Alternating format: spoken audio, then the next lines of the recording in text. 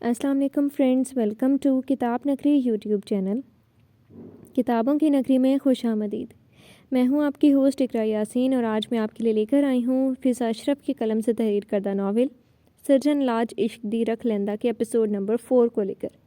लेकिन इस एपिसोड से पहले जल्दी से क्लिक कीजिए बेल आइकन को, लाइक कीजिए वीडियो को और सब्सक्राइब कीजिए चैनल को ताकि आपको इस नावल के अपलोड होने वाली हर नई किस्त की नोटिफिकेशंस फ़ौरन मौसूल हो सकें। अब आते हैं किस्त की जानिब। परेशानी की कोई बात नहीं, पाँव के अचानक से मुड़ जाने पर ज़रा सी मोच आई है। मैंने बैंडेज कर दी है और पेन किलर का इंजेक्शन भी लगा दिया है। ये कुछ टैबलेट्स भी लिख दी हैं, आप ये जाकर ले आइए। ये मेडिसिन खाएंगी तो पेन ठीक हो जाएगा। डॉक्टर ने मेडिसिन की पर्ची पास खड़े तैमूर को थमाते हुए कहा था। तैमूर, तुम मत जाना, मेडिसिन लेने अमसाल ने दर्द की शिद्दत से कराहते हुए कहा। तैमूर ने तेवरी चढ़ाए उसे देखा। मेरा मतलब है कि अभी मत जाना यार, तुम्हारा फंक्शन चल रहा है और ऐसे में मैंने तुम लोगों को परेशानी में डाल दिया। ज़हे नसीब, किस्मत से आपकी खिदमत का मौका हाथ लगा है, उसे हम ऐसे कैसे जाने दे सकते हैं। तैमूर ने अपना सर खम करते मुस्कुरा कर कहते हुए उसकी जानिब देखा था जो उसकी बात पर दर्द के बावजूद उसे घूरने लगी। सोचो, अगर फ़रहीन तुम्हारे मुंह से ऐसी बातें सुन ले, वो भी किसी और के लिए, तो क्या हाल करेगी तुम्हारा, तुम्हें अंदाज़ा भी है। अब जाओ यहाँ से, मुझे आराम करने दो। और हाँ, डैड को मत बताना मेरी मौज के अबाउट, वो खामखा परेशान हो जाएंगे। अमसाल ने तैमूर से कहा। नहीं बताता मैं मामू जान को, वो तुम्हें बुला रहे थे बाहर। उन्हें इमरजेंसी में कहीं निकलना पड़ा था। इतनी देर के बाद भी जब तुम नहीं गई तो उन्होंने मुझसे कहा कि मैं तुम्हें बता दूं कि उनकी किसी दोस्त का फ़ोन था, इसलिए उन्हें जाना पड़ा।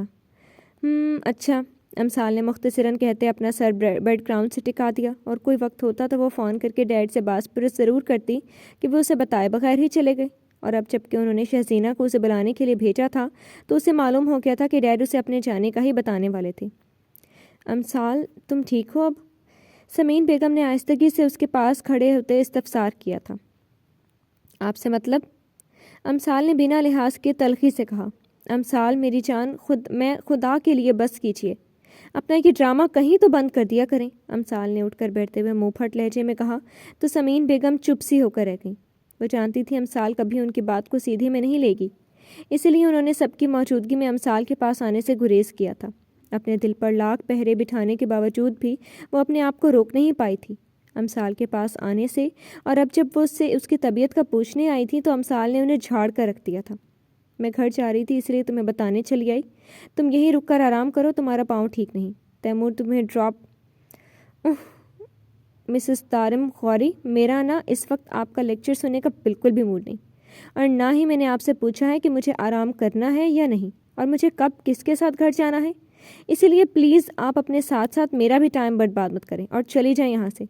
अमसाल ने सर्दपन से कहते उन्हें बाहर का रास्ता दिखाया था।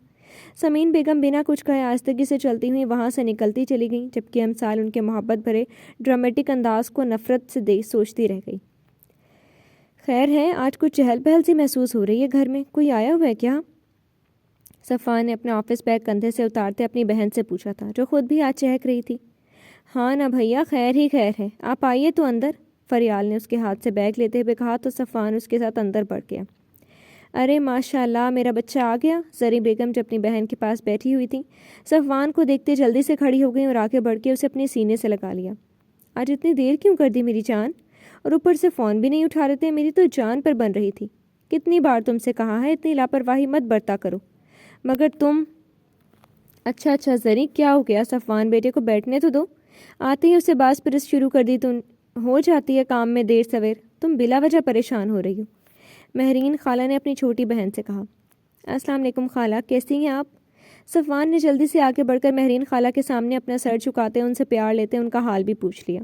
मैं ठीक हूँ मेरे बच्चे, तुम अपनी सुनाओ, बहुत मसरूफ़ हो गए हो, अब तो कभी मिलने भी नहीं आते। महरीन खाला ने उसे अपने साथ काउच पर जगह देते हुए साथ ही पूछ लिया।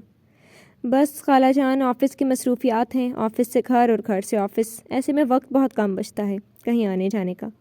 सफ़ान ने अपनी रूटीन बताते हुए कहा। ऐसी भी क्या मसरूफियात मेरे बच्चे के, इंसान अपनों से मिलना जुलना नहीं छोड़ते। महरीन खाला ने उससे शिकवा किया था। आप नाराज़ मत हो, हम बहुत जल्द चक्कर लगाएंगे आपकी तरफ। सफ़ान ने खाला का शिकवा दूर करते मुस्कुराते हुए कहा था। ये तो बहुत अच्छी बात है। सफ़ान भैया, कब आ रहे हैं फिर आप हमारी तरफ? दुआ ने जो सफ़ान के आने की खबर मिलते कमरे से बाहर अपनी बड़ी बहन सफ़ा के साथ सफ़ान से मिलने आई थी, जल्दी से बोली। ارے واہ، یہاں تو ہماری گڑیا بھی آئی ہوئی ہے۔ صفوان نے دعا کو دیکھا تو خوشی سے بولا اور اٹھ کر اس کے سر پر پیار سے ہاتھ رکھا۔ دیکھ لیجئے، ہم نے کہا صفوان بھائی تو بہت مصروف بندے ہیں، ہمیں ملاتے ہیں ان سے جا کر۔ دعا نے شرارت سے کہا تو صفوان مسکرا دیا۔ ذرا نوازی ہے آپ کی، صفوان نے سر خم کرتے مسکراتے ہوئے کہا۔ صفا سے 4 سال چھوٹی 16 سالہ دعا صفوان کو اپنے بڑے بھائی کی حیثیت سے بہت چاہتی تھی۔ مہرین خالہ کو 2 ہی بیٹیاں تھیں، بڑی صفا اور اس سے 4 سال چھوٹی دعا، جو شرارتی ہونے کے ساتھ ساتھ کافی لائق فائق بھی تھی اور صفوان سے اس کی بہت بنتی تھی، اسی لیے وہ جب بھی یہاں آتی فریال آپی اور صفوان بھیا کے ساتھ بہت انجوائے کرتی تھی۔ صفا نے فریال کے ساتھ مل کر کھانا ٹیبل پر لگایا اور سب نے خوشگوار ماحول میں بھرپور انداز میں کھانا کھایا۔ کھانے کے بعد مہرین خالہ نے واپسی کی بات کی تو سب نے انہیں زبردستی روک لیا۔ دعا کی تو مانو جیسے دل کی مراد بھر آئی تھی، وہ بھی تو یہی چاہ رہی تھی۔ ایسے میں خالہ، صفوان بھیا اور فریال آپی نے انہیں روک کر اس کی خواہش پوری کر دی تھی۔ آج تو ساری رات ہم سب مل کر انجوائے کریں گے، خوب مزہ کریں گے، دعا نے یاہو کا نعرہ لگاتے فریال اور صفا سے کہا تو وہ دونوں اس کی خوشی دیکھتی مسکرا دی۔ ہیلو ہنی، کیسی ہو یار؟ تم تو جب سے پاکستان گئی ہو ہمیں تو جیسے بھول ہی گئی ہو، نہ کوئی فون کال نہ ہی میسج، بہت بے وفا نکلی ہو تم، مجھے تم سے اس بے وفائی کی بالکل امید نہیں تھی۔ اوہ ریلیکس یار ایانا، تم تو جیسے کب سے بھری پڑی ہو، نہ سلام نہ دعا، چھوٹتے ہی شکوے شروع کر دیے۔ امثال نے اسے جیسے شرم دلانی چاہی تھی، کیوں نہ کروں شکوے یار، تم نے بھی تو اچھا نہیں کیا نا، ایانا نے خفگی سے کہا تھا۔ سوری میری جان، امثال نے آہستگی سے کہتے اپنی غلطی تسلیم کی تھی۔ اچھا اب تم سوری کہتی ہو تو تمہاری سوری کو ایکسیپٹ کر لیتی ہوں، مگر آئندہ ایسا ہوا تو پھر کبھی بات نہیں کروں گی تم سے، ایانا نے اسے دھمکی دی تھی۔ امثال اس کی بات پر ہنسی تھی۔ یہ تو ہو ہی نہیں سکتا تھا کہ ایانا فارس کبھی امثال غوری سے زیادہ دیر خفا رہ سکے، امثال نے مسکراتے ہوئے کہا تھا۔ تو اس کا مطلب ہے امثال غوری ایانا فارس کی کمزوری کا فائدہ اٹھائیں گی اس سے بات نہ کر کے، ایانا نے خفگی سے کہتے اس سے شکوہ کیا تھا۔ اف لڑکی، خدا کے لیے اب یہ گلے شکوے ختم بھی کرو، اور یہ بتاؤ تمہارا کب کا پلان ہے پاکستان آنے کا، امثال نے ایانا سے پوچھا تھا۔ بس یار دیکھو کب پلان بنتا ہے، ویسے سچ پوچھو تو پاکستان آنے کا خیال بھی ذہن میں لاتی ہوں تو ماضی کے تمام زخم کریدنے لگتے ہیں۔ ایانا کی آواز میں گھلی اداسی کو محسوس کرتے امثال کے دل کو کچھ ہوا تھا۔ ایانا تم اسے بھول کیوں نہیں جاتی یار؟ گزرا ہوا وقت سمجھ کر امثال نے آرام سے کہا تھا۔ گزرا ہوا وقت ہی تو بھولتا نہیں، ایانا نے تلخی سے کہتے اپنے اندر کی اداسی کو دور کرنا چاہا تھا۔ ایانا فارس سے امثال غوری کی دوستی امریکہ سے پڑھائی کے دوران ہوئی تھی۔ دونوں کی 5 سالہ رفاقت میں وہ دونوں ایک دوسرے کے بہت حد تک جان چکی تھیں۔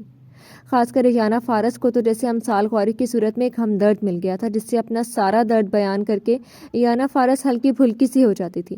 امثال اپنی گریجویشن مکمل کرنے کے بعد پاکستان چلی آئی تھی، مگر ایانا فارس نے امریکہ میں ہی رہنے کو ترجیح دی تھی۔ امثال کو کبھی کبھی ایانا فارس کی بے وقوفی پر بہت تاؤ آتا تھا، مگر وہ کر بھی تو کچھ نہیں سکتی تھی۔ ایانا یار، اس بلا ٹائپ جیسی محبت کی خاطر تم خود کو اتنی کڑی سزائیں کیوں دے رہی ہو؟ کب تک اس روگ کو اپنے سینے سے لگائے رکھو گی؟ وہ دونوں فری پیریڈ کو کینٹین میں گزارنے بیٹھی تھی جب ایانا کی اداسی کو دیکھتے امثال غوری نے سنجیدگی سے کہا تھا۔ میرا بس چلے تو محبت کے سائے سے بھی اس قدر دور چلی جاؤں کہ پھر کبھی اپنا رخ بھی ان گلیوں یا ان راہوں کی جانب نہ کروں جہاں سے کبھی محبت کا گزر بھی ہوا ہو، اس خدشے کے ساتھ کہ کہیں محبت پھر سے مجھے اپنے قفس میں نہ جکڑ لے۔ ایانا فارس نے اپنا دایاں ہاتھ اپنی ٹھوڑی کے نیچے ٹکاتے کہا، ایک کرب سے کہا تھا۔ تو پھر بس چلاؤ نا اپنا، اور محبت کے سائے سے پیچھا چھڑا لو اپنا، امثال غوری نے اسے کہا تھا۔ ایانا فارس اسے دیکھتی رہ گئی۔ امثال غوری کو کیا معلوم تھا محبت کا آسیب ایک بار جس وجود سے چمٹ جاتا ہے پھر آخری سانس تک اسی سے چمٹ کر رہتا ہے، روح کے ساتھ ہی جسم سے پرواز کرتا ہے، نہ اس کے پہلے اور نہ ہی اس کے بعد۔ ایانا سے بات کرنے کے بعد وہ موبائل فون چیک کرنے لگے جب اسے رومی کی طرف سے میسج وصول ہوا تھا، جسے پڑھ کر امثال غوری زیر لب مسکرا دی تھی۔ رومی ایانا فارس کے گروپ کا ہی ایک خوبصورت اور قابل لڑکا تھا۔ ایانا سے دوستی کے بعد رومی سے بھی کافی حد تک جان پہچان ہو چکی تھی۔ رومی نے امثال غوری سے دوستی کے لیے بہت سارے جتن کیے تھے، پھر کہیں جا کر امثال غوری نے اس پر ڈھیر سارا احسان کرتے اس کی دوستی کو شرف قبولیت بخشتا تھا۔ رومی کو شروع دن سے ہی امثال غوری میں بہت اٹریکشن محسوس ہوئی تھی، اور صرف رومی کو ہی نہیں، جو بھی اس کی خوبصورتی کو نظر بھر کے دیکھتا ایک بار اسے ٹھٹکا ضرور پڑتا تھا۔ 5 فٹ سے نکلتی ہوئی ہائٹ، گورا رنگ، خوبصورت ترین نین نکش اور اس پر متضاد اس کی غرور سے تنی ہوئی گردن، پھر چاہے وہ غرور اس کی خوبصورتی کا تھا یا اس کی شخصیت کا خاصہ، رومی کو وہ لڑکی ہر لحاظ سے بہت بھاتی تھی۔ ایہانا اور رومی کے گروپ میں اور بھی کافی لڑکیاں تھیں، مگر امثال کو صرف ایہانا فارس ہی اچھی لگی تھی۔ اداس آنکھوں والی ایہانا فارس اسے اپنی جیسی ہی اداس لگی تھی، مگر فرق صرف اتنا تھا، امثال غوری کی اداسی اس کے دل میں مخفی تھی، جبکہ ایہانا فارس کا درد اس کی آنکھوں میں ہلکورے لیتا تھا۔ رومی کو رپلائی کرنے کے بعد اس نے موبائل فون سائڈ پر ڈالا اور خود پر اپنا کمفرٹر اتارے، آہستگی سے اپنے پاؤں بیڈ سے نیچے اتارتے اٹھ کھڑی ہوئی اور آہستہ آہستہ قدم اٹھاتی شہزینہ کے روم کی جانب بڑھی۔ شام کے فنکشن کے بعد پاؤں مڑنے کے بعد سے لے کر وہ اب تک بیڈ پر تھی۔ ڈاکٹر کے نیند کے انجیکشن دینے کے بعد سے وہ کافی دیر تک سوتی رہی تھی، اور اب رات کے 2 بجے جب سب سو چکے تھے تو وہ بھوک کی شدت کے مارے ہمت کرتی ہوئی اٹھی تھی، مگر شہزینہ کے کمرے کی لائٹ آف دیکھتے اور اس کے دن بھر کی تھکان کا سوچتے اس نے اسے اٹھانے کا ارادہ ترک کرتے کچن کی راہ لی تھی۔ فریج کھولنے پر بہت ساری کھانے پینے کی چیزیں دیکھتے اس کی بھوک جیسے اور بھی چمک اٹھی تھی۔ اپنی مطلوبہ چیزیں ایک پلیٹ میں نکال کر اس نے مائکرو ویو اوون میں گرم کی اور کوک کو گلاس میں ڈالتے دونوں چیزوں کو ڈش میں رکھ کر اس نے کچن میں رکھے ڈائننگ ٹیبل پر ہی بیٹھ کر اپنی بھوک مٹا لی۔ اب نیند تو آنے سے رہی، اس نے کچھ سوچتے ڈیڈ کا نمبر ڈائل کیا۔ اس وقت دارم غوری نے اپنی کلائی پر بندھی واچ کو دیکھا جس پر رات کے 2:15 ہو رہے تھے۔ ڈیڈ میں تیمور کے ساتھ آ جاتی، مگر آپ تو جانتے ہیں کہ وہ آج کے فنکشن کے بعد کتنا تھک چکا ہوگا، اس لیے میں اسے تکلیف نہیں دینا چاہ رہی تھی۔ اوکے بیٹا، آپ ریڈی رہو، میں بھیجتا ہوں گاڑی، خود تو میں اس وقت گھر پر نہیں ہوں، تم پریشان مت ہو، تھوڑی دیر انتظار کرو، دارم غوری نے کہا تو امثال اوکے ڈیڈ کہتی کال ڈسکنیکٹ کر گئی۔ صفوان بھیا، یہ کیا بات ہوئی؟ بھلا ابھی تو آپ فری ہو کر آئے ہیں ہمارے پاس بیٹھنے، اور اب پھر سے آپ کو نئے سرے سے کام پڑ گیا، دعا نے خفقے سے کہتے منہ بسورتے تیمور سے کہا تھا۔ فریال اور صفا بھی پاس ہی بیٹھی تھی، جبکہ مہرین اور زرین دونوں بہنیں سونے کے لیے جا چکی تھی، مگر ان تینوں کی آنکھوں سے نیند کوسوں دور تھی، اور جب وہ تینوں اکٹھی ہوتی تھیں ایسا ہی ہوتا تھا۔ دعا کی یہی کوشش ہوتی تھی کہ صفوان بھی ان کے ساتھ ہنسے بیٹھے گپ شپ لگائے، اور اب جب رات کے 2:30 بجے کے قریب وہ اپنے لیپ ٹاپ سے جان چھڑا کر آیا ہی تھا تو پھر سے فون کال موصول ہو گئی، جس کی وجہ سے اسے فوراً جانا پڑا تھا۔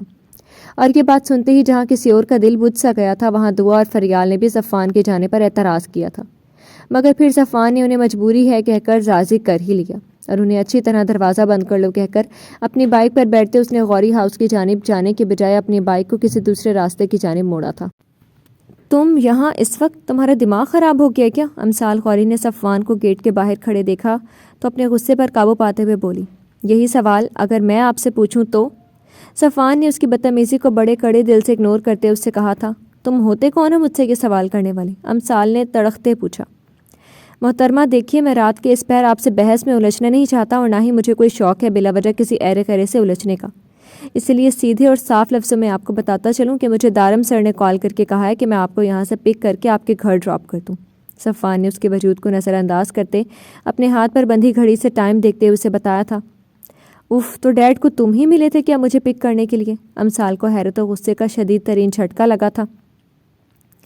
یہ تو آپ اپنے ڈیڈ سے ہی پوچھ لیجیے گا، اب مہربانی کر کے بیٹھیے، مجھے آپ کو چھوڑ کر اپنے گھر بھی واپس جانا ہے، تیمور نے صفوان نے تحمل سے کہتے امثال غوری کو بیٹھنے کا اشارہ کیا تھا۔ امثال نے پیچھے مڑ کر دیکھا تو چوکیدار گیٹ بند کر چکا تھا۔ پہلے ہی اس نے بہت دیر کی کوشش کے بعد چوکیدار سے گیٹ کھلوایا تھا۔ بی بی جی، آپ کو اس وقت کیا سوجی گھر جانے کی؟ یہ بھی بھلا کوئی وقت ہے کہیں جانے کا؟ چوکیدار نے اس لڑکی کو ضد پر اڑے دیکھ کر کوفت سے پوچھا تھا۔ تم سے جتنا کہہ رہی ہوں اتنا ہی کرو، زیادہ زبان مت چلاؤ، امثال نے چوکیدار سے کہا جو نیند کے مارے بے حال ہو رہا تھا۔ بی بی، ہمیں اجازت نہیں ہے اس وقت گیٹ کھولنے کی، اس لیے مہربانی ہوگی آپ کی، آپ یہ 3-4 گھنٹے گزار لیں، صبح ہوتے ہی نکل جائیے گا، مگر اس وقت میں آپ کو باہر نکلنے نہیں دے سکتا۔ چوکیدار نے اب کی بار جیسے اس کے آگے ہاتھ جوڑے تھے۔ تم جانتے ہو نا میں کون ہوں، ابھی تیمور سے تمہاری شکایت کرتی ہوں کہ تم کس قدر ڈھٹائی سے میری بات کو رد کیے جا رہے ہو، پھر دیکھنا کیسے میں تمہیں تمہاری نوکری سے فارغ کرواتی ہوں۔ امثال نے اسے دھمکی دی تھی، نہ بہن یہ ظلم مت کرنا، اور ہاں گیٹ تو میں کھول دیتا ہوں، پر اگر تیمور صاحب نے یا بڑی بیگم صاحبہ نے مجھے کچھ کہا تو میں انہیں ہاں بتا دینا، میں نے ہی ضد کی تھی، اب کھولتے ہو گیٹ یا میں؟ امثال نے اسے گھورتے ہوئے پھر سے دھمکی دینی چاہی تھی، جب اس بیچارے نے جلدی سے آگے بڑھ کر گیٹ پر لگا تالا کھول دیا اور اسے باہر نکلنے کا راستہ دیا۔ امثال کے گیٹ سے باہر جاتے ہی چوکیدار نے جلدی سے گیٹ دوبارہ بند کرتے اسے تالا لگا دیا۔ اگر آ ہی گئے تھے منہ اٹھا کر تو گھر سے گاڑی کیوں نہیں لے کر آئے؟ اس فالتو بائک پر میں بالکل نہیں بیٹھنے والی، اور وہ بھی تمہارے ساتھ۔ امثال غوری اس وقت کو پچھتا رہی تھی جب اس نے ڈیڈ کو فون کر کے گھر جانے کا کہا تھا۔ جی تو فرینڈز، کیسی لگی آپ کو آج کی ایپیسوڈ؟ امید ہے آپ کو پسند آئی ہوگی۔ کمنٹ سیکشن میں اپنی رائے کا اظہار ضرور کیجیے گا۔ پھر حاضر ہوں گے ناول کی نئی قسط کے ساتھ، تب تک کے لیے شکریہ، اللہ حافظ۔